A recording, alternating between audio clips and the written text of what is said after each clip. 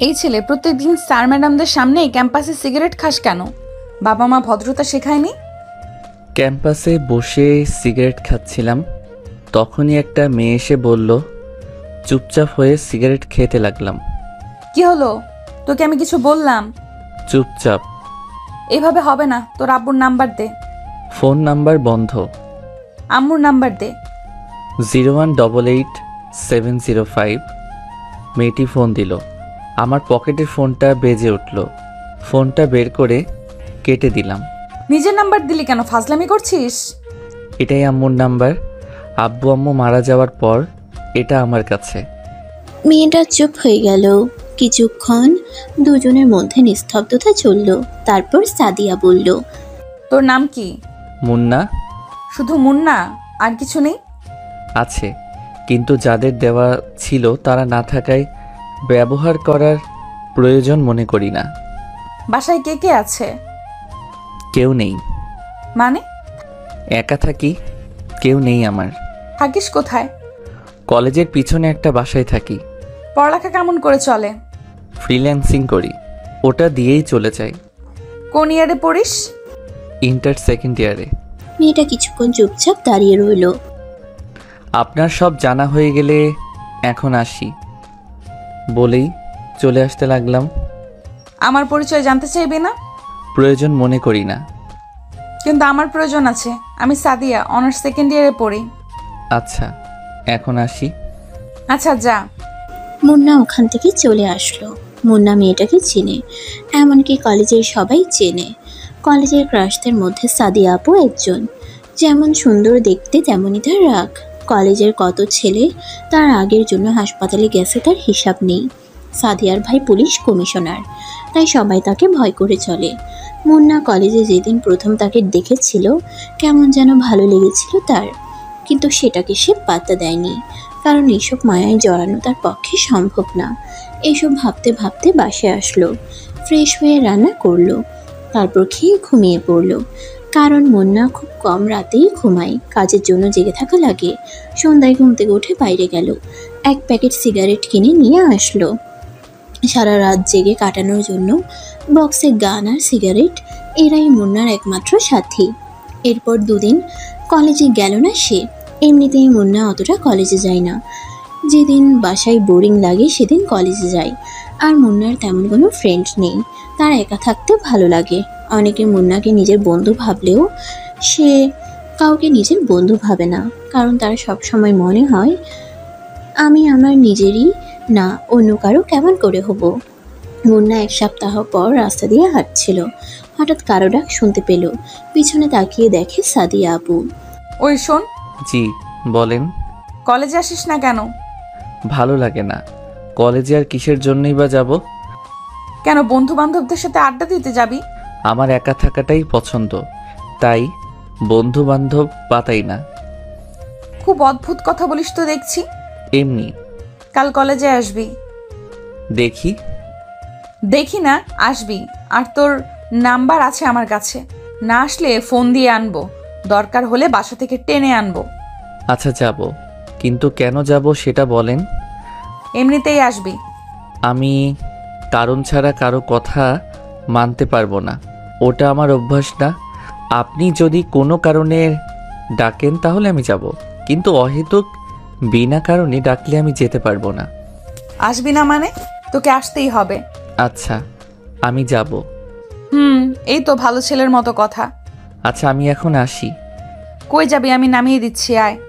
ধন্যবাদ বলার জন্য, কিন্তু আমি হেঁটেই চলে যেতে পারবো। আচ্ছা যা ইচ্ছা কর, কিন্তু কাল যেন কলেজে তোকে দেখি। আমি যখন বলেছি নিশ্চয়ই যাব। মনে থাকে যেন। কথাটা বলেই সাদিয়া চলে গেল। মুন্নাও বাসায় চলে আসলো। রাতে খেয়ে ঘুমিয়ে পড়লো, কারণ আজ তার কোনো কাজ নেই। এমনিতেও সে কাল কলেজে যেত। বাসায় ভালো লাগছিল না। সকালে ঘুম থেকে উঠে ফ্রেশ হয়ে ব্যাগটা ঘাড়ে নিয়ে বেরিয়ে পড়লো। কলেজের সামনে একটা চায়ের দোকান, ওখানে গিয়ে চায়ের অর্ডার দিয়ে সিগারেট খেতে লাগলো। মুন্না চা খেয়ে কলেজের ভিতরে গেল, এরপর একটা ক্লাস করে বের হয়ে আসলো। বাইরে আসতেই সাদিয়া আপু সামনে এসে দাঁড়ালো। আপু আপনি? আয়। সাদিয়া আপুর পিছন পিছন যেতে লাগলো। কি জানি আবার নিজের ভাইকে ডাক দিল নাকি। যদি আমার জেলে দিয়ে দেয় কলেজের আইন ভঙ্গ করার জন্য। এই যে আপু, কই যান? সাদিয়া আপু আমার দিকে একবার তাকিয়ে আবার হাঁটতে লাগলো। তারপর মাঠের এক কোনায় গিয়ে বসলো। আমি গিয়ে পাশে দাঁড়িয়ে রইলাম। কি হলো, বস। মুন্না একটু দূরত্ব বজায় রেখে বসলো। এত দূরে গিয়ে বসলি কেন? কাছে এসে বস। না, ঠিক আছে। আমার ঠিক নেই, কাছে এসে বস। তারপর একটু কাছে গিয়ে বসলাম। সকালে খেয়েছিস? খেয়েছি। দেখলাম তো কলেজের সামনের দোকানে কি খেলি। আমার সকালে খাওয়া লাগে না, ওই দুটো জিনিস দিয়েই সকাল পার হয়ে যায়। তোর বাসায় রান্না করে কে? আমি করি। তুই রান্না করতে পারিস? হুম। যাক, ভালোই হলো। কেন বলুন তো? আমি তো রান্না করতে পারি না। তাতে ভালোর কি হলো? অত তোকে বুঝতে হবে না। তারপর দুজনে কিছুক্ষণ চুপচাপ রইল। আচ্ছা, তুই এমন এলোমেলো থাকিস কেন? এলোমেলো থাকাটাই ভালো লাগে। কার জন্য গুছিয়ে থাকবো? তোর কথার মধ্যে কোনো রসকস নেই। সকলের মন জোগানো কথা আমি বলতে পারি না, তাই হয়তো সবার আমার কথা ভালো লাগে না। আচ্ছা বাদ দে, চল। কোথায়? সকাল থেকে কিছু খাইনি, ক্ষুধা লাগছে, চল কিছু খেয়ে আসি। আপনি যান, আমি বাসায় যাব। আমি বাসায় নামিয়ে দিয়ে আসবো, এখন চল। না, আমার খিদে নেই। আর একটা কথা বললে তোর খবর আছে। তারপর সাদিয়া আপু হাত ধরে টানতে টানতে ওর গাড়িতে নিয়ে গেল। আমি কিছু না বলে চুপচাপ বসে রইলাম। সাদিয়া আপু নিজেই খাবারের অর্ডার দিল। কিছুক্ষণ পর খাবার চলে আসলো। আমি শুধু খাবার নাড়াচাড়া করতে লাগলাম, কারণ খাওয়ার কোনো ইচ্ছেই আমার নেই। সেটা হয়তো সাদিয়া আপুর চোখে পড়ছে। সাদিয়া আপু আমার দিকে রাগী লোক নিয়ে তাকালো। কি হলো, খাচ্ছিস না কেন? ইচ্ছে নেই। ইচ্ছে নেই কেন? জানি না। তারপর সাদিয়া আপু আমার কাছে এসে আমার মুখের সামনে খাবার ধরল। নে, খেয়ে নে। করুণা করছেন? করুণার কি দেখলি? যা করছেন সবই তো করুণা। না হলে একদিনের চেনা জানাই আপনি আমাকে এখানে খাওয়াইতে নিয়ে আসতেন না। এটা করুণা ছাড়া কি? এরপর আপু রাগ করে সব খাবারে পানি ঢেলে দিল। চল, খেতে হবে না তোকে। বিল দিয়ে মুন্নার হাত ধরে টানতে টানতে বাইরে নিয়ে আসলো। বাসায় চলে যা। আমি কিছু না বলে ওখান থেকে হাঁটতে ধরলাম। কি মেয়ে রে বাবা, নিজেই ডাকলো আবার নিজেই তাড়িয়ে দিল। বড়লোক তো, তাই মনে হয় অন্যের জীবন নিয়ে চিন্তা করে না, শুধু নিজের মর্জিতে সবাইকে চালাতে চায়। কি জন্য যে কলেজে আসলাম, ভালো লাগছিল না, তাই আর বাসায় গেলাম না। 2টা সিগারেট কিনে নদীর পাড়ে গিয়ে বসলাম। সিগারেট ধরিয়ে গাছের নিচে বসে নদীর পানির চলা দেখতে লাগলাম। একটু পর ফোনটা বেজে উঠল। Unknown number. ফোনটা রিসিভ করলাম। ফোনটা রিসিভ করার পর ওপাশ থেকে একটা মেয়েলি কণ্ঠ শুনতে পেলাম। কথা শুনে বুঝতে পারলাম সাদিয়া আপু। কই আছিস? কে আপনি? কই আছিস সেটা বল, এসে দেখাচ্ছি আমি কে। নদীর ধারের গাছের নিচে বসে আছি। কেন বলুন তো? দাঁড়া, আমি আসছি। কোথাও যাবি না। প্রায় 10 মিনিট পর সাদিয়া আপু আসলো। এখানে কি করিস? কই, কিছুই তো নয়। তোর হাতে ওটা কি? সত্যি বল, হাতে কি? সিগারেট। আপু সিগারেটটা নিয়ে ফেলে দিল আমার হাত থেকে। আজকের পর থেকে কোনোদিনও যেন আমার সামনে সিগারেট খাওয়া না দেখি। কিছু না বলে চুপ করে বসে রইল মুন্না। বাসায় যাবি না? বাসায় গিয়ে কি করব? বাসায় গিয়ে নাচবি আর কি করবি? আমার বাসায় যেতে ইচ্ছে করছে না। আপু আমার পাশে বসে পড়ল। তারপর বলল, সরি তখন তোকে রাগ দেখানোর জন্য। এসব কথা বাদ দেন তো, অভ্যাস আছে, আমি কিছু মনে করিনি। আসলে তুই তখন ওই কথাটা বলার পর মেজাজটা খুব খারাপ হয়ে গেছিল। ভুল তো কিছু বলেছিলাম না। সাদিয়া আপু আমার দিকে তাকালো। কি বলবি আবার বল, কিন্তু এই কথাটা যেন তোর মুখে আর কোনোদিন না শুনি, বুঝলি? বুঝলাম। আপনি বাসায় যাবেন না? যাব, কিন্তু এটা বল তুই আমাকে আপনি করে বলিস কেন? তাহলে কি বলবো? তুমি করে বলবি। আপনি আমার সিনিয়র, আপনাকে আপনি বলেই ডাকা আমার মনে হয় উচিত হবে। বলছি না, আপনি বলবি না? কানে কথা যায় না তোর? সাদিয়া আপুর চিল্লানি শুনে বুকটা কেঁপে উঠল। খুব ভয় পেয়ে গিয়েছিল মুন্না। আচ্ছা ডাকবো না, আজ থেকে তুমি বলেই ডাকবো। মনে থাকে জানো। অনেকক্ষণ ধরে দুজনে চুপচাপ বসে রইল। নদীর ধারে হালকা বাতাস বইছে, খুব সুন্দর লাগছে। জানো রিমঝিম, আমার বাবা আমাকে ছোট থাকতে বিকেলে করে প্রতিদিন এখানে ঘুরতে নিয়ে আসতেন আমাকে। মন খারাপ করিস না, দেখবি তোর সাথে এখন থেকে যা হবে ভালো হবে। হঠাৎ করে সাদিয়া আপু আমার কাঁধে মাথা রাখলো। ব্যাপারটা খুব অদ্ভুত লাগলো। আমি চুপ করে রইলাম। আজ থেকে কখনো নিজেকে একা মনে করবি না। এখন থেকে সব সময় আমাকে তোর পাশে পাবি, কথা দিলাম। মুন্না কিছু না বলে একটা মুচকি হাসলো। মুন্নার মুখের দিকে তাকিয়ে সাদিয়া আপু বলল, কি হলো, হাসছিস কেন? না এমনি। চল এখন বাসায় যাব। চলো। সাদিয়া আপু আমাকে রাস্তার মোড়ে নামিয়ে দিয়ে চলে গেল। দোকান থেকে কিছু খাবার কিনে বাসায় গিয়ে ফ্রেশ হয়ে খেয়ে নিলাম। তারপর ল্যাপটপটা নিয়ে কাজ করতে লাগলাম। একটু পর ফোনটা বেজে উঠল। ফোনটা ধরলাম। কি করিস এখন? এই তো ল্যাপটপে বসে কাজ করি। খেয়েছিস কিছু? খেয়েছি। ও আচ্ছা আচ্ছা, রাখছি, কাল কলেজে আসবি কিন্তু। ওকে, আসবো। ফোনটা রেখে দিলাম। আমি আবার কালকে কলেজে যাব। যে প্যারা নিলাম হুদাই সেই প্যারা আবার নিতে যাব। কাজ শেষ করে আর বাইরে বের হলাম না, বাসায় কাটিয়ে দিলাম। রাতে রান্না করে খেয়ে নিজের কাজ করতে লাগলাম। সকালে ফোনটা বেজে উঠল। ফোনের নাম্বার না দেখে কানের কাছে নিলাম। হ্যালো, কে বলছেন? কই রে তুই? বাসায় শুয়ে আছি। এখনো ঘুমাচ্ছিস? কয়টা বাজে খেয়াল আছে? কয়টা? 9টা বাজে, তাড়াতাড়ি কলেজে আয়। না, কলেজে যাব না, ভালো লাগছে না বলেই ফোনটা কেটে দিয়ে আবার ঘুমিয়ে পড়লাম। প্রায় 20 মিনিট পর কলিং বেলের শব্দ পেলাম। আমার বাসায় তো কেউ তেমন আসে না। ঘুম ঘুম চোখে গিয়ে দরজাটা খুলে দিয়ে চমকে গেলাম, কারণ সাদিয়া আপু দাঁড়িয়ে। আরে তুমি এখানে? তোকে না বলেছিলাম কলেজে আসতে? ভালো লাগছিল না, তাই যেতে চাচ্ছিলাম না। তুমি আমার বাসা চিনলে কিভাবে? কাল তোকে নামিয়ে দিয়েছিলাম যেখানে, ওই রাস্তা দিয়ে আসলাম। তারপর একটা লোককে জিজ্ঞেস করায় বলে দিল। তোমার এখানে আসাটা ঠিক হয়নি। লোকে কি ভাববে? আর আমি এখানে একা থাকি, বুঝতেও তো পারছো। অত বুঝে লাভ নেই, সর, ভেতরে যেতে দে। মুন্না কিছু বলার আগেই সাদিয়া আপু ভিতরে ঢুকে পড়ল। তোর বাসাটা তো বেশ সুন্দর। আমার আব্বু এটা আমার জন্য রেখে গেছেন। ও ভালো, তাড়াতাড়ি রেডি হয়ে নে, একসাথে খাওয়া দাওয়া করবো, খাবার নিয়ে এসেছি। মুন্না কিছু না বলে ফ্রেশ হতে চলে গেল। কারণ যত তাড়াতাড়ি সম্ভব তাকে এই বাসা থেকে বিদায় করতে হবে। আমার তো কিছু না, কিন্তু মানুষ তার নামে খারাপ কথা বলতে পারে। রেডি হয়ে এসে দেখি সাদিয়া আপু খাবার নিয়ে বসে আছে। দুজনে বসে খেয়ে নিলাম।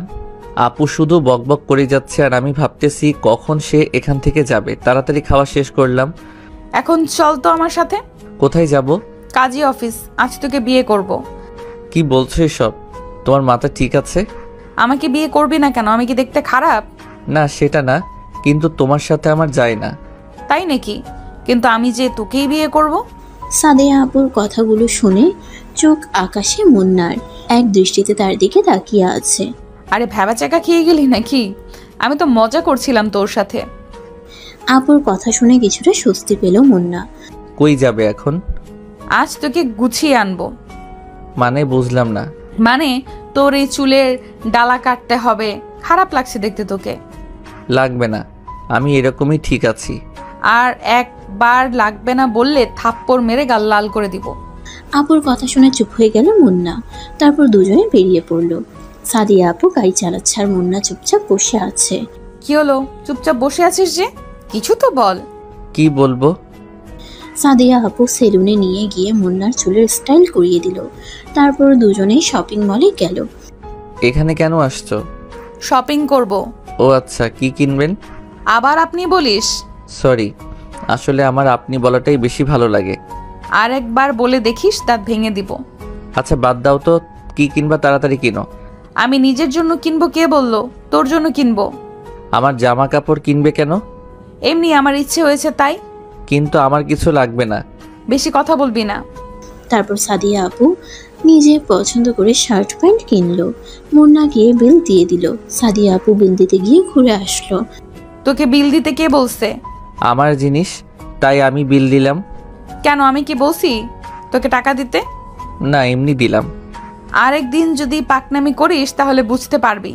এখন চল, সাদিয়া আপু আর কোনো কথা বলল না। রেস্টুরেন্টে গিয়েও আপু কোনো কথা বলছে না, মুখে রাগের ছাপ দেখা যাচ্ছে।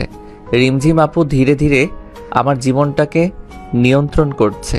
প্রথমের দিকে খারাপ লাগলেও তার শাসনগুলো এখন খুব ভালো লাগে। পুরনো কিছু স্মৃতি জেগে উঠছে। এখনো রাগ করে আছো? চুপ। কি হলো? সরি, আমি বুঝতে পারিনি সত্যি। হয়েছে, আর সরি বলতে হবে না। তারপর খাওয়া দাওয়া করে বেরিয়ে আসলো তারা। এবার বিল দিতে গেল না মুন্না। ফ্রিতে বকা খাওয়ার শখ নেই তার। সাদিয়া আপু মুন্নাকে বাসায় নামিয়ে দিয়ে চলে গেল।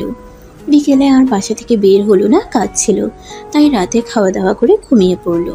অন্যরকম আমি আজ সকালে ফোনের রিংটং শুনে ঘুম ভেঙে গেল। ফোনটা হাতে নিয়ে দেখি আপু ফোন দিয়েছে। হ্যালো আপু, বলো। কই তুই? কেন বাসায়? তাড়াতাড়ি ক্যাম্পাসে আয়। ফ্রেশ হয়ে কলেজে গেলাম। কলেজে ঢুকতেই অনেকে হা হয়ে তাকিয়ে আছে। নিজেকে কেমন যেন লাগছে, কারণ নিজের স্টাইল চেঞ্জ করেছি। অগোছালো ছেলেটা আজ ফিটফাট হয়ে কলেজে এসেছে, তাই হয়তো সবাই তাকিয়ে আছে। আমি সাদিয়া আপুকে খুঁজতে লাগলাম। একটু পর আপুকে দেখলাম 3-4টা মেয়ের সাথে একাডেমিক ভবনের দিকে যাচ্ছে। আমি ডাক দিলাম, সাদিয়া আপু। আমার ডাক শুনে পিছন ফিরে তাকালো। আমি ওদের কাছে গেলাম। কই যাও? চুপ। ছেলেটা কে রে? দেখতে তো খুব কিউট। সাদিয়া আপু তখন তার বান্ধবীর দিকে রাগি লোকে তাকালো। তোরা যা, আমি পরে তোদের সাথে কথা বলছি। সাদিয়া আপুর বান্ধবীরা আপুর চেহারা দেখে হাবভাব বুঝতে পারছে, তাই কিছু না বলে চলে গেল। এই ছেলে, তোমাকে দেখতে না খুব কিউট লাগছে। সাদিয়া আপু চত্বরে গিয়ে বসে পড়লো। মুন্না দুজন বসার মতো দূরত্ব রেখে বসলো। দুজনে চুপচাপ বসে আছে। এত রাগ কিসের কে জানে। আমি তো আজ আপনি করেও বলিনি, কিন্তু সাদিয়া আপুকে রাগি লুকে অনেক কিউট লাগে। আমি কিছুদিন ধরে লক্ষ্য করেছি সাদিয়া আপু রাগলে গাল দুটো লাল হয়ে যায়। আপু আজ এত রেগে কেন? চুপ। কি হলো বলছো না যে? আমি তো আজ আপনি করে বলিও নি, তাহলে রাগ করে আছো যে? তোর কি কেউ আসবে? আমার আবার কে আসবে? তাহলে মধ্যে যে এত বড় জায়গা ফাঁকা রেখে বসে আছিস কেন? আরে পাশে বসলে সবাই নেগেটিভ মাইন্ডে করবে, কিন্তু ভাববে না যে তুমি আমার আপু লাগো। সাদিয়া আপু মুন্নার কলার ধরে নিজের পাশে টেনে বসালো। আমি তোর কি লাগি ভালো করে বল। তুমি আমার সিনিয়র, সেই হিসেবে আপুই তো হওয়ার কথা। আরেকদিন যদি এই আবাল মার্কা কথা বলেছিস তাহলে তোর খবর করে দিব, বলদ কোথাকার। তখন সাদিয়া আপুর বান্ধবী কোথা থেকে এসে যেন পাশে বসলো। এবার সাদিয়া আপু যা করলো তা শুনলে আপনিও অবাক হবেন। সাদিয়া আপু রেগে আগুন হয়ে গেল। মুন্নার হাত ধরে নিজের পাশে বসালো। আয়েশা, তুই এখানে? কেন, আসা যাবে না নাকি? আমি কি সেটা বলছি নাকি? আসলে একা একা ভালো লাগে না, তাই তোদের সাথে গল্প করতে চলে এলাম। ও, খুব ভালো করেছিস। ছেলেটা কে রে? দাঁড়া, পরিচয় করিয়ে দিই। মুন্না, এ হচ্ছে তোমার বড় আপু আয়েশা। আজ থেকে ওকে বড় বোনের মতো সম্মান দিবি, ঠিক আছে? আর আয়েশা, এ হচ্ছে মুন্না। আজ থেকে ওকে নিজের ভাইয়ের মতো দেখবি। কি বলছিস এসব? ঠিকই তো বললাম। মুন্না শুধু ওদের কথা শুনছে। তারপর আয়েশা সাদিয়া আপুকে সাইডে নিয়ে গেল। দুজনে কি যে কথা বলছে, কিন্তু দূর থেকে যা বুঝলো খুব ঝগড়া করছে। এক পর্যায়ে সাদিয়া আপু কি যেন বলল, আর আয়েশা আপু ওখান থেকে চলে গেল। তারপর আপু মুন্নার কাছে আসলো। এতক্ষণ লাগে আসতে? কি কথা বললা? সাদিয়া আপু কোনো কথা না বলে চুপচাপ পাশে বসে পড়লো। কি হলো? কিছু বলছো না যে? শোন, কাল থেকে তুই কলেজে আসবি না। আসবো না কেন? তাহলে আয়েশা তোর সাথে কথা বলতে পারবে না। কিন্তু কথা বললে কি সমস্যা? সমস্যা আছে, ওর সাথে কথা বলার কোনো দরকার নেই। আমি কথা না বললেই তো হলো, তাতে কলেজ না আসার কি হলো? সেটাও কথা। তুই আয়েশার সাথে কথা বলবি না, এমনকি কোনো মেয়ের সাথেই কথা বলবি না, ঠিক আছে? আর যদি দেখি তাহলে তোর একদিন কি আমার একদিন। কি বলবো ভেবে পাচ্ছি না। সাদিয়া আপুর এমন আচরণ নিয়ে মুন্না বেশ অবাক হয়েছে। কি হলো? কি কথা বল, মনে থাকবে তো? থাকবে। এই তো ভালো ছেলে, এখন ক্লাসে যা। সাদিয়া আপু নিজের ক্লাসে গেল, মুন্না তার ক্লাসে চলে গেল। এভাবেই বেশ কয়েকদিন পার হয়ে গেল। সাদিয়া আপু মুন্নার জীবনটাকে নিজের মতো চালাতে শুরু করলো, যেমনটা কোনো আপনজন করে। এসব করার অধিকার মুন্না সাদিয়া আপুকে অনেক আগেই নিজের মন থেকে দিয়ে দিছে, কারণ মুন্না মনে মনে সাদিয়া আপুকে অনেকটা ভালোবেসে ফেলেছে। নিজের এই মনটাকে অনেকবার বোঝাতে চেষ্টা করেছি তার সাথে আমার যায় না, কিন্তু মনটা মানেনি, ছুটে গেছে তার কাছে। আমি জানি আমি যেদিন সাদিয়া আপুকে আমার ভালোবাসার কথা বলবো সেদিন হয়তো সব শেষ হয়ে যাবে, আর আমি সেটা চাই না। তাই আমি তাকে নীরবে ভালোবেসে যাব, কখনো তার কাছে নিজের ভালোবাসার দাবি নিয়ে যাব না। হয়তো শেষে আমার ভালোবাসাটা এক কোণে পড়ে রয়ে যাবে। কথাগুলো ভাবতে ভাবতে মনটা খারাপ হয়ে গেল। কিরে, মন খারাপ করে এইভাবে বসে আছিস কেন? কই না তো, মিথ্যা বলবি না। তেমন কিছু না আপু। আচ্ছা বাদ দে, আয় তোর সাথে একজনকে পরিচয় করিয়ে দেই। মুন্না সাদিয়া আপুর সাথে গেল। সাদিয়া আপু কাকে যেন ফোন দিয়ে ডাকলো। একটু পর একটা ছেলে বাইক নিয়ে আসলো। মুন্না, এ হলো রনি, আমার কাজিন। আর রনি, এ হলো মুন্না। হাই, কেমন আছেন? হ্যালো, তুমি তাহলে রিয়াদ? আপনি আমাকে চিনেন? আরে না, কিন্তু সাদিয়ার মুখে তোমার কথা অনেক শুনেছি। এই বয়সে তুমি একাই চলাফেরা করো, এটা অনেক ভালো ব্যাপার, সবাই পারে না। আমার আব্বু একটা কথা বলতেন, পাশে যখন কেউ থাকবে না তখন নিজেই উঠে দাঁড়াতে হয়। উঠে দাঁড়ানোর সময় কাউকে পাশে পাবি না, তাই নিজে নিজে চলতে শিখতে হবে। আর আমি একাই চলতে শিখে গেছি, সামনের দিনগুলোতেও একাই হয়তো থাকতে শিখে যাব। কথাটা বলার পর সাদিয়া আপু মুন্নার দিকে তাকালো। তারপর তিনজনে বসে অনেক কথা বলল। সাদিয়া আপু রনির বাইকে করে বাসায় চলে গেল, আর মুন্না তার বাসায় চলে আসলো। রনি নাকি এখন থেকে তাদের কলেজেই পড়বে। পরের দিন ঘুম থেকে উঠে ফ্রেশ হয়ে কলেজের দিকে বেরিয়ে পড়ল মুন্না। কলেজে ঢোকার আগে চায়ের দোকানে গিয়ে 1 কাপ চা অর্ডার দিল মুন্না। চা আস্তে আস্তে একটা সিগারেট কিনে ধরালো। এর মধ্যে সাদিয়া আপুর ফোন। হ্যালো। কই তুই? এই তো যাচ্ছি। তাড়াতাড়ি আয়। চা আর সিগারেট খেয়ে কলেজে গেল মুন্না। সাদিয়া আপু মাঠের এক কোণে বসে আছে। আমি সাদিয়া আপুর থেকে একটু দূরে গিয়ে বসলাম। সাদিয়া আপু আমার কাছে চেপে আসলো। আমি চুপচাপ আছি। তোকে কতবার বলেছি সিগারেট খাস না? তুমি হয়তো একদিন চলে যাবে, কিন্তু এইটাই হয়তো আমার পাশে থেকে যাবে। মুন্নার কথাটা শুনতে পেয়ে কিছুক্ষণ চুপচাপ তার দিকে তাকিয়ে রইল। তুই কি কিছুই বুঝিস না? কেন, কি আবার বুঝলাম না? কিছু না। সাদিয়া আপু মন খারাপ করে বসে রইল। মুন্না চুপচাপ তার মায়াবী মুখটা দেখতে লাগলো। তারপর আপু উঠে কিছু না বলে চলে যেতে লাগলো। মুন্না পিছন থেকে ডাক দিল, কিন্তু শুনলো না। নিজের গাড়িতে গিয়ে বসলো। মুন্না গাড়ির সাইডে দাঁড়িয়ে রইল। কিছুক্ষণ পরে গাড়ির গ্লাস খুললো। চোখ দুটো লাল হয়ে আছে। ওর বাসায় নামিয়ে দেই। আমি উঠে বসলাম।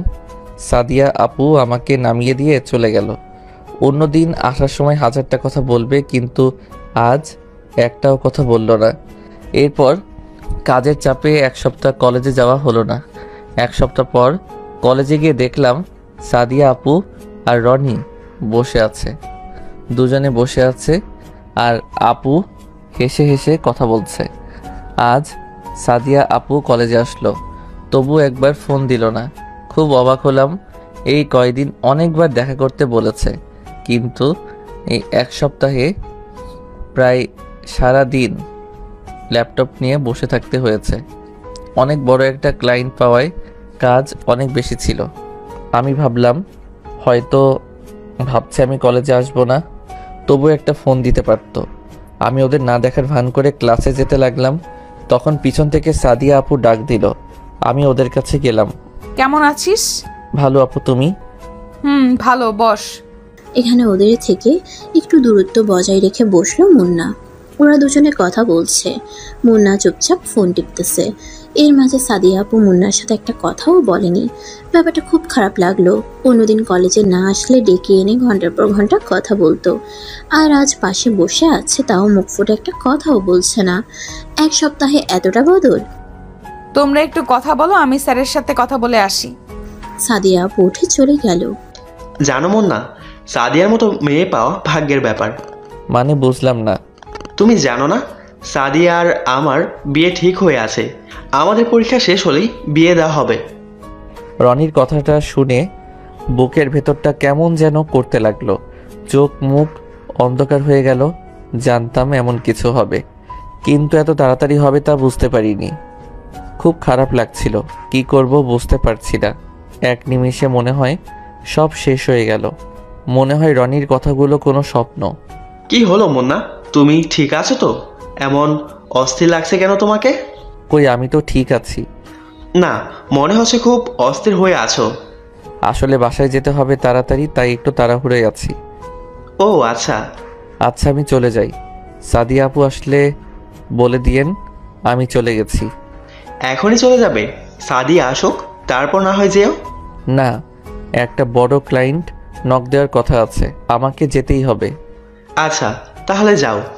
মুন্না ওখান থেকে বাসায় চলে আসলো। বাসায় এসে আব্বু আম্মুর ছবিটা হাতে নিয়ে বসে পড়লো। খুব মিস করছে তাদেরকে আজ। কেন তোমরা আমাকে এত তাড়াতাড়ি ছেড়ে চলে গেলে? আমার মতো অভাগা হয়তো খুব কমই আছে। ভালোবাসার মানুষগুলো সব একে একে ছেড়ে চলে যায়। প্রথমে তোমরা চলে গেলে, এখন সাদিয়া আপু।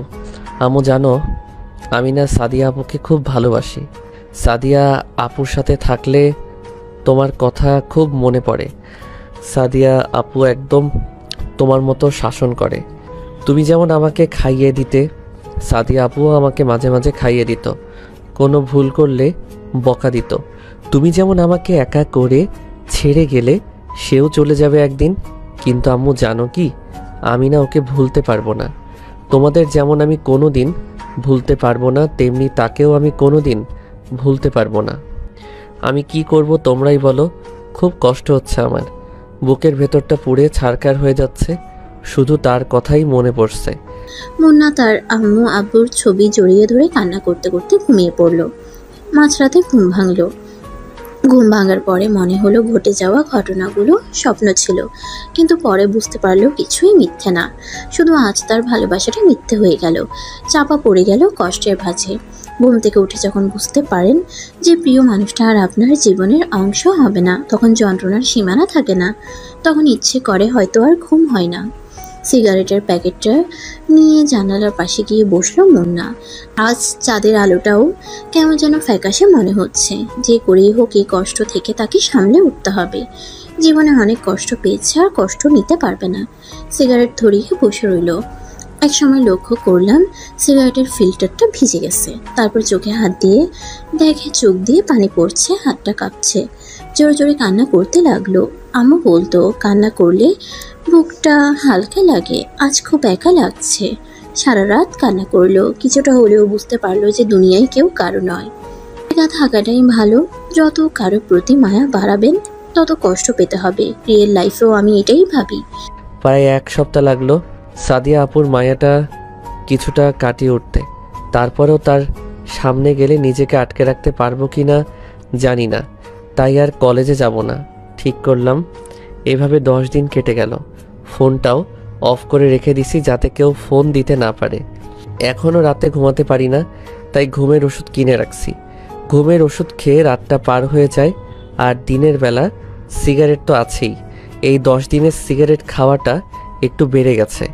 সকালে ঘুম থেকে উঠে একটা সিগারেট ধরিয়ে সেটা শেষ করে ব্রাশ করে বাইরে বের হলাম।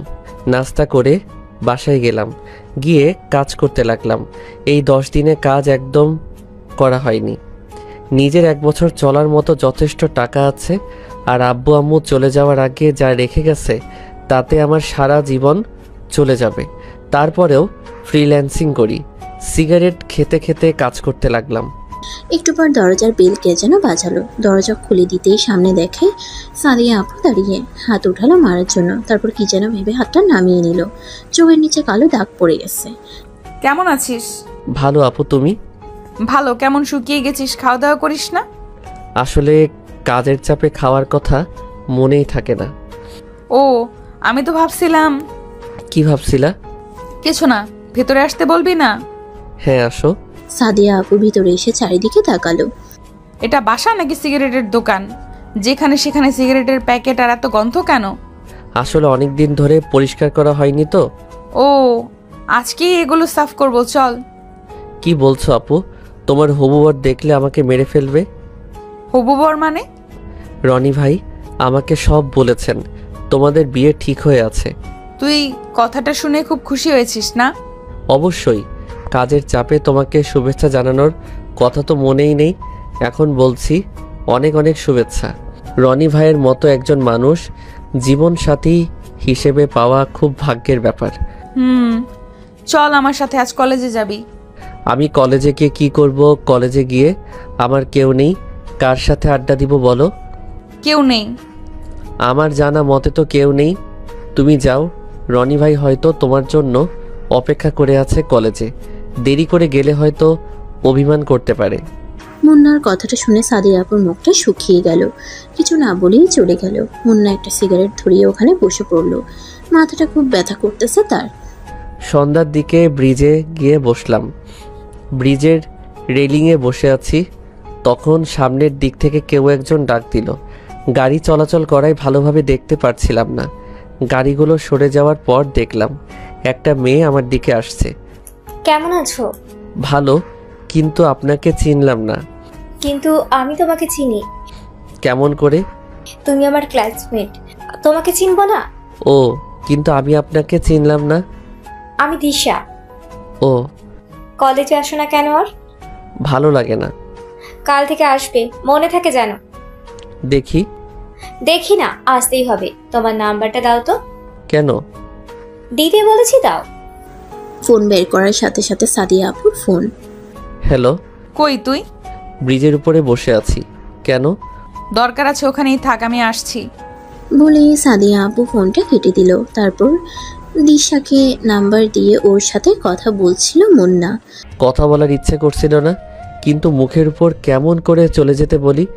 নিজে থেকে কথা বলতে এসেছে, চলে যেতে বললে ওর সম্মানে লাগবে, কিন্তু কথা বলতে খুব বিরক্ত লাগছিল।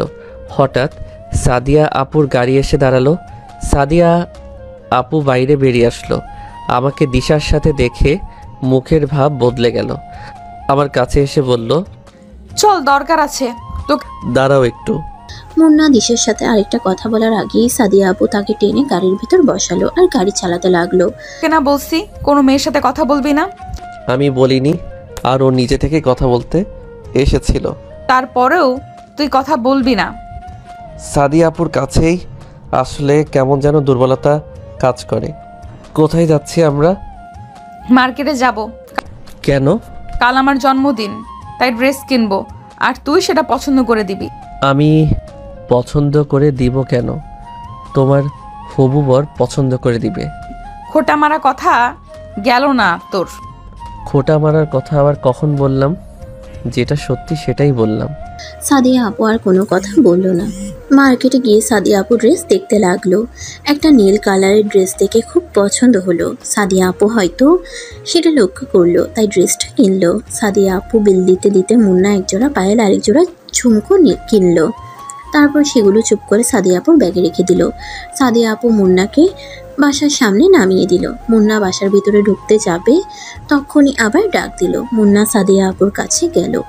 শোন, কাল আমি কলেজে যাব না, কিন্তু সন্ধ্যায় তোকে নিয়ে রনি আসবে, তখন ওর সাথে আমার বাসায় চলে আসবি। আর তুই না আসলে কাল সত্যি তোর কপালে মায়ের পড়বে। কথাটা বলার পরেই সাদিয়া আপু চলে গেল। পরের দিন সকালে ঘুম থেকে উঠে কলেজে গেল না মুন্না। গিফট তো সাদিয়া আপুকে দিয়েই রেখেছি, তাই যাওয়ার কোনো প্রয়োজন মনে হয় না। আর আমি ওর কাছে গিয়ে মায়া বাড়াতে চাই না, যতটা সম্ভব দূরে থাকতে হবে। আমি জানি সাদিয়া আপু গাড়ি পাঠাবে আমাকে নেওয়ার জন্য, কিন্তু আমি যাব না। তাই সন্ধ্যা লাগতেই বাইরের থেকে গেট লাগিয়ে দিয়ে পিছনের একটা ছোট দরজা আছে, ওটা দিয়ে বাসায় ঢুকলাম, যাতে যে কেউ আসলে বুঝতে না পারে আমি বাসায় আছি। সকাল 10টার দিকে বাড়ির সামনে গাড়ির আওয়াজ পেলাম। আমার ঘরের লাইট সব সময় বন্ধই থাকে। অন্ধকার কেন জানি খুব ভালো লাগে, তার কারণ আজও জানি না। অন্ধকারে আলাদা একটা অনুভূতি আছে। জানালা দিয়ে দেখলাম রনি গাড়ি থেকে নামলো, তারপর বাসার দিকে তাকালো। তালা ঝুলানো দেখে গাড়ি নিয়ে চলে গেল। ফোনটাও অফ করে রেখেছি, যাতে কেউ ফোন দিতে না পারে। বিছানায় গিয়ে কানে হেডফোন লাগিয়ে দিয়ে গান শুনতে লাগলাম। সাদিয়া আপু মনে হয় রনির সাথে জন্মদিনে খুব মজা করছে, করবেই না কেন? কয়েক মাস পর তাদের বিয়ে, কেন যে আমি সাদিয়া আপুকে ভালোবাসতে গেলাম। খুব ঘুম পাচ্ছিল, তখনই আবার গাড়ির আওয়াজ পেলাম। জানালার কাছে গিয়ে দেখি সাদিয়া আপু গাড়ি থেকে বের হয়ে আসলো। রাস্তার ল্যাম্পপোস্টের আলোতে সাদিয়া আপুকে স্পষ্ট দেখা যাচ্ছে। নীল ড্রেসে একদম পরীর মতো লাগছিল, কিন্তু এই পরী তো ধরাছোঁয়ার বাইরে। সাদিয়া আপু ফোন হাতে নিয়ে ফোন দিতে লাগলো, হয়তোবা আমাকে ফোন দিচ্ছিল। কিছুক্ষণ পর ফোনটা রাস্তায় জোরে ছুঁড়ে মারল, তারপর গাড়ি করে চলে গেল। আমি গিয়ে শুয়ে পড়লাম। পরের দিন কলেজে গেলাম। কেন জানি আজ কলেজে যাওয়ার খুব ইচ্ছে করলো। কলেজে ঢুকতেই দিশার সাথে দেখা। কেমন আছো? ভালো, তুমি? ভালো। কাল কলেজে আসতে বললাম, আর আজ আসছো? আসলে কাল একটু কাজ ছিল, তাই আসতে পারিনি। ও, তা ফোনটা অফ কেন? চার্জ ছিল না, আর চার্জে দেওয়ার কথা মনেও ছিল না। দিশার সাথে কথা বলতে বলতে সাদিয়া আপু গাড়ি চলে আসলো। মুন্না দিশার সাথে কথা বলে মাঠের এক কোণে গিয়ে ফোন টিপতে লাগলো। হঠাৎ কারো ছায়া মুন্নার উপর পড়লো। তাকিয়ে দেখলো সাদিয়া আপু। মুন্না উঠে দাঁড়ালো। আপু, তুমি কখন আসলে? কাল কই ছিলি? ল্যাপটপটা সার্ভিসিং করতে গিয়েছিলাম, আসতে আসতে দেরি হয়ে যায়। মিথ্যা কথা বলবি না। তুই মনে করিস আমি তোকে জানলার কাছে দেখিনি? আমি চুপ হয়ে আছি। তুই আমার সাথে এমনটা করলি? কত আশা নিয়ে বসেছিলাম আমি তোর জন্য। আজ থেকে তুই আমার সাথে কোনো কথা বলবি না। সেটাই হয়তো ঠিক হবে। আপনার সাথে কথা বললে হয়তো আপনার হবু বর খারাপ মনে করতে পারে, আর আপনাদের সম্পর্কের মধ্যে তিক্ততা আসতে পারে। তাই আমার মতো একটা বখাটে খারাপ ছেলের সাথে না মেশাই ভালো। সাদিয়া আপু কিছু বলছে না। সাদিয়া আপুর চোখের দিকে তাকিয়ে মুন্না দেখলো চোখ দিয়ে পানি বয়ে পড়ছে। কারণটা এখনো অজানা। সাদিয়া আপু আর কিছু না বলে চলে গেল। আমি আর ওখানে না থেকে বাসায় চলে আসলাম। আবারও আগের মতো হয়ে গেলাম। সেই কলেজে গিয়ে আগের মতো সিগারেট খাওয়া, কারো পরোয়া না করা, একা চলা, কোনো মায়ায় না জড়ানো। 3 দিন পর মাঠের কোনায় বসে নোট করছিলাম, সাথে একটা সিগারেট খাচ্ছিলাম। তখন দেখলাম সাদিয়া আপুর গাড়ি এসে মাঠের মাঝখানে দাঁড়ালো। সাদিয়া আপু গাড়ি থেকে বেরিয়ে আসলো। হয়তো আমাকে দেখতে পারিনি। আমি নিজের মতো নোট করতে লাগলাম। কিছুক্ষণ পর সামনের দিকে তাকিয়ে দেখি সাদিয়া আপু আমার দিকে তাকিয়ে আছে। চোখ মুখ শুকিয়ে গেছে, চোখের নিচে কালো দাগ।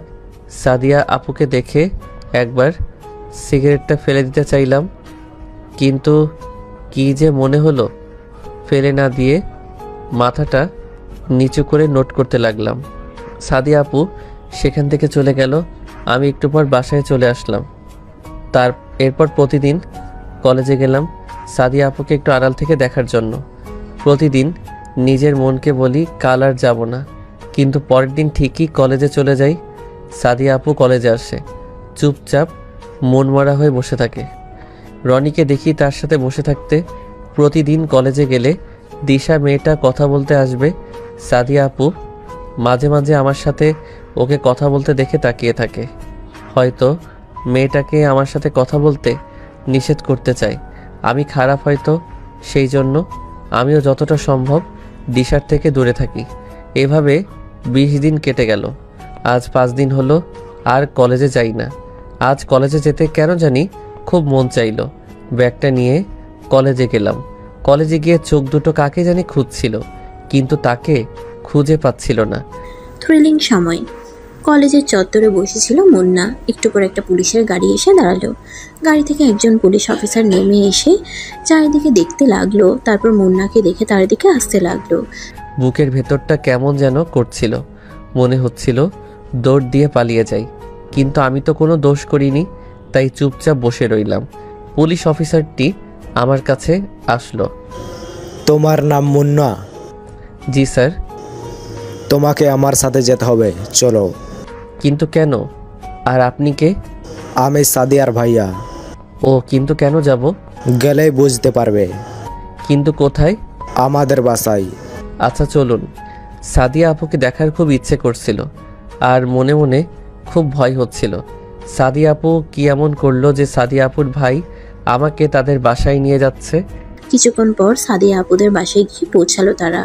বাসার ভিতরে গেল, সাদিয়া আপুর ভাইয়া মুন্নাকে বসতে বলে কোথায় যেন গেল। মুন্না সোফায় বসে রইল। কিছুক্ষণ পর দুইজন মহিলা আসলেন। একটু পর সাদিয়া আপুর ভাইয়া আর একজন লোক উপর থেকে নেমে আসলেন। হয়তো মহিলাদের মধ্যে একজন সাদিয়া আপুর মা আর আরেকজন ভাবি, আর সাদিয়া আপুর ভাইয়ের সাথে লোকটি হয়তো তার বাবা। সবাই মুন্নার সামনে বসলো। মুন্না ভয়ে কুকড়ে মুখড়ে যাচ্ছিল। তুমি তাহলে মুন্না? জি, কিন্তু আপনারা আমাকে চিনেন কেমন করে?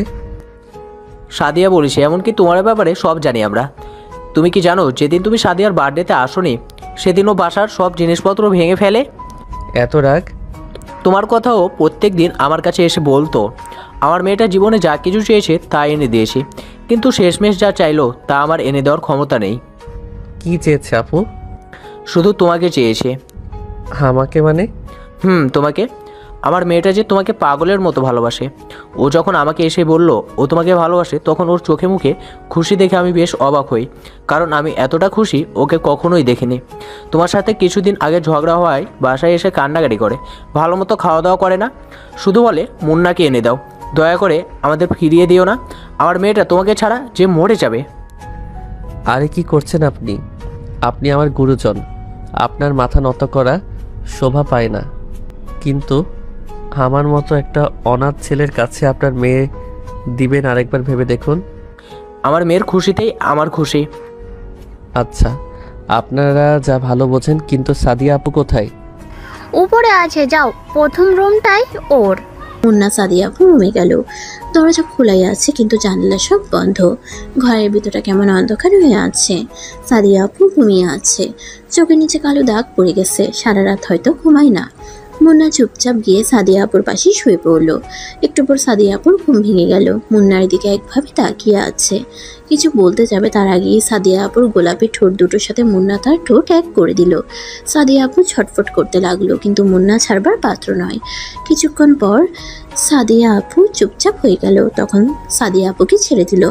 সাদিয়া আপুকে ছেড়ে দেওয়ার সাথে সাথে, তোর সাহস কেমন করে হয় আমাকে কিস করার? আর তুই এখানে কি করছিস? চুপ। কি হলো, কথা বলছিস না কেন? এখানে কি করছিস? আমার বউয়ের কাছে আমি আছি, তাতে কার কি? বউ মানে? বউ মানে বউ। আমি কারো বউ না। ও, তাহলে তুমি আমাকে ভালোবাসো না, তাই তো? না, আমি রনিকে ভালোবাসি।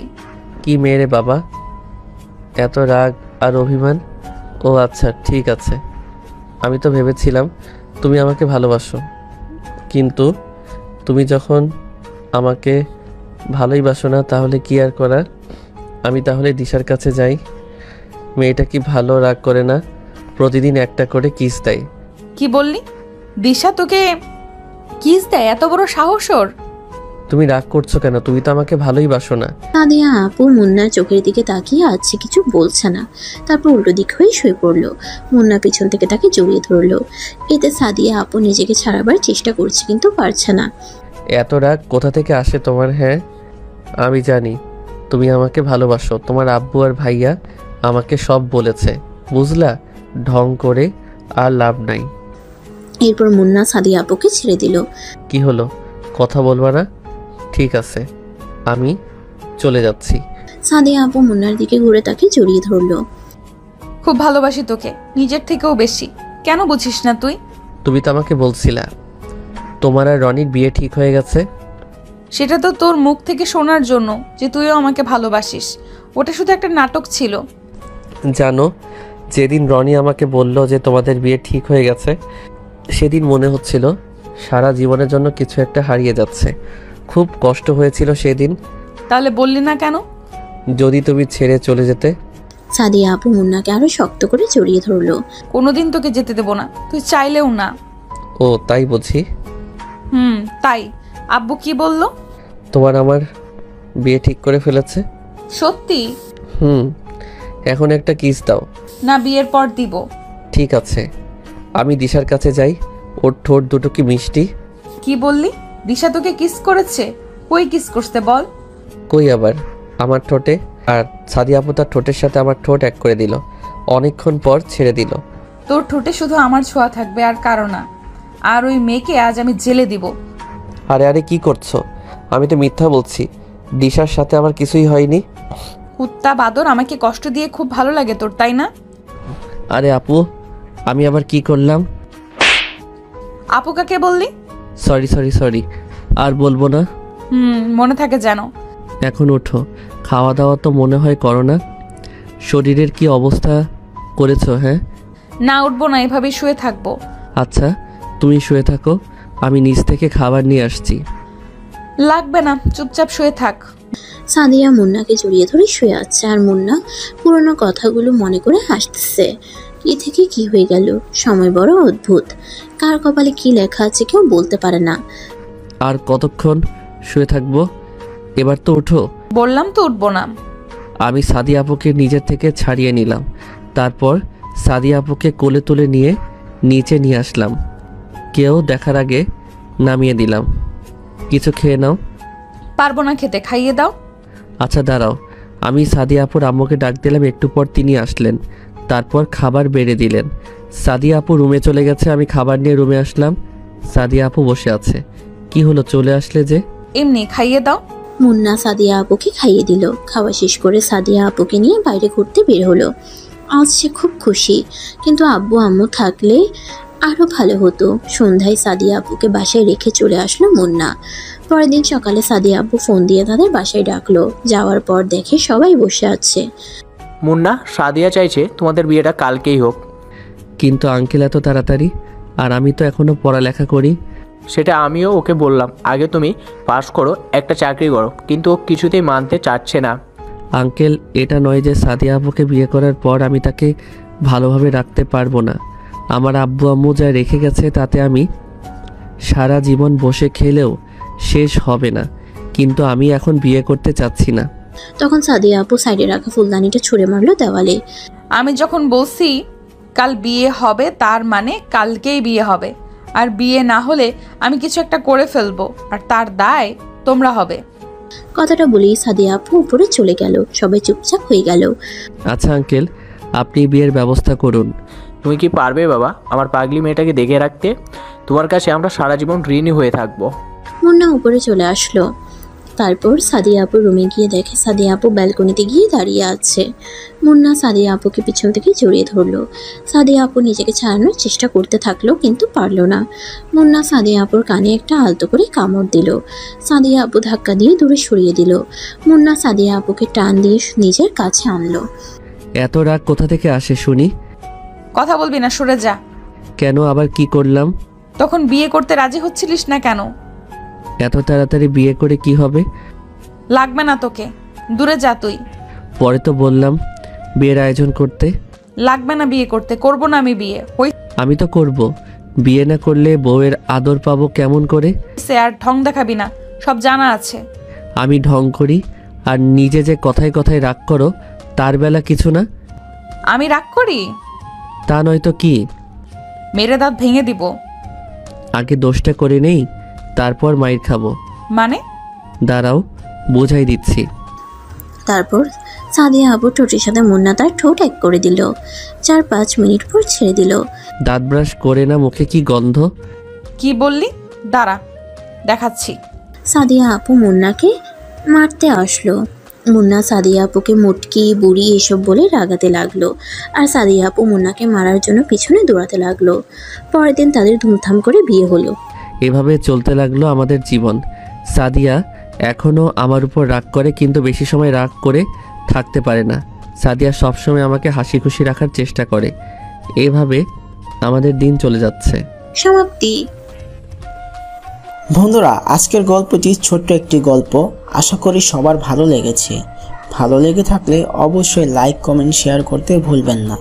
আর হ্যাঁ, আমাদের সাথেই থাকবেন। আর আমরা আরও নতুন নতুন গল্প নিয়ে আসবো আপনাদের মাঝে। তবে অবশ্যই আপনাদের সাপোর্টটা খুবই প্রয়োজন। সবাই আমাদের গল্পগুলো দেখবেন, আশা করি ভালো লাগবে। আর আপনাদের কেমন টাইপের গল্প প্রয়োজন সেটাও আমাদেরকে জানাবেন। আর হ্যাঁ, আরেকটা বিষয়, অনেকে বলেন যে ভাইয়া গল্পতে টেক্সট দিচ্ছেন না কেন, মানে লেখা দিচ্ছেন না কেন। তো সেটা আমি আরও একবার বলেছি, এখনও বলে দিচ্ছি ভিডিওর শেষে। সেটা হচ্ছে কারণ দেখেন, আমরা মনে করেন একটা গল্প 1 ঘন্টা 20 মিনিট হয়ে থাকে, তো আমাদের আরও নিজেরও পার্সোনাল অনেক কাজ আছে। আর টেক্সট সহ যদি ভিডিওটা আমি বসাতে চাই, তাহলে যেখানে আমি প্রতিদিন বা একদিন পর পর আপলোড দিতে পারছি ভিডিও, আর একদম লেখা সহকারে যদি পুরো ফুল কমপ্লিট ভিডিও দিতে চাই, তাহলে মনে করেন আপনারা হয়তো বা সপ্তাহে 1টা বা 2টা গল্প পাবেন। তো সপ্তাহে যেখানে আমি আপনাদেরকে এখন মিনিমাম না হলেও 3টা থেকে 4টা গল্প দিচ্ছি, ঠিক আছে? তাহলে সেটা আপনাদেরকে ভালো না? আপনারা কিন্তু শুনছেন অনেকে, ঠিক আছে? তো লেখাটা তো আর ম্যাটার করে না, মেন কথা কিন্তু আপনারা এই ভয়েসটাই শোনেন। তো এখন যদি বলেন যে না ভাইয়া লেখাও দিন, তাহলে ভয়েস বাদ দিয়ে দিই, লেখা দিই, নাকি লেখা পড়েন, সেটা কিন্তু আপনারা শুনবেন না বা পড়বেনও না। শুনবেন কি? এখানে তো ভয়েসও থাকবে না। তো বিষয়টা আর কি এই কারণেই। আর নিজেরও পার্সোনালি কাজ থাকে অনেক, যার কারণে সময়টা হয়ে ওঠে না, যার জন্য ফুলটা দেওয়া হয় না। হ্যাঁ, এই আর কি বিষয়। তবে আপনারা দেখবেন, আশা করি আমার গল্পগুলো অনেক ভালো লাগবে আপনাদের। তো আপনারা অনেক সাপোর্ট করেছেন আমাকে, আমি দেখছি। আপনাদের কমেন্ট দেখা হয় আর রিপ্লাই দেওয়া হয় না, সেটাও একটা জিনিস বলে দিলাম। মানে সবার কমেন্টই দেখা হয় কম বেশি, বাট রিপ্লাইটা দেওয়া হয় না সময়ের কারণে। কারণ অনেক কমেন্ট তো, প্রায় 50, 60টা, 100টা কমেন্ট থাকে, এখন সবাইকে তো আর পসিবল না, এই আর কি বিষয়টা। যাই হোক, সবাই ভিডিওগুলো দেখবেন। আর আমাদের চ্যানেলে 1 লাখ পরিবার হতেও বেশি টাইম নেই, আর মাত্র 4000 সাবস্ক্রাইবার লাগে। তো সবাই দ্রুত সাবস্ক্রাইব করে দিবেন, আপনাদের থেকে এটাই আশা। তো সেটাই, ভালো থাকবেন সবাই। আর অবশ্যই আপনারা আরও নতুন নতুন সামনে গল্প পাবেন, সবাই অপেক্ষায় থাকেন। আর কেমন টাইপের গল্প দরকার সেটাও আমাকে জানিয়ে দিবেন কমেন্টে, আমি আপনাদের কমেন্ট দেখে থাকি। তো ওই অনুযায়ী আমি আপনাদেরকে গল্প দিব। আর এখন হয়তো বা গল্প একটু লেট হচ্ছে, আমি নিজের ব্যক্তিগত একটু সমস্যায় আছি। আর মেনলি মনে করেন আমাদের রাইটার নিয়ে একটু প্রবলেম আছে, যে আর কি গল্প যারা লেখে, তো আমি রাইটার খুঁজছি। তো রাইটারের জন্য গল্পও দিতে পারছি না, বিষয়টা এরকম, গল্প স্টকে নেই। যাই হোক, সবাই পাশে থাকবেন। আবার আগের মতো রেগুলার গল্প আসবে, এখনও আসছে, বাট হয়তো বা কিছুদিনের মধ্যে একটু লেট হয়েছে, এই আর কি। ঠিক আছে, সবাই পাশে থাকবেন। তো আল্লাহ হাফেজ, দেখা হবে পরবর্তী গল্পতে। এই ফার্স্ট টাইমই আপনাদের সাথে এটা লাস্টে অনেক বড়টুক আমার নিজের ভয়েস দিলাম। তো ভালো থাকবেন, আল্লাহ হাফেজ।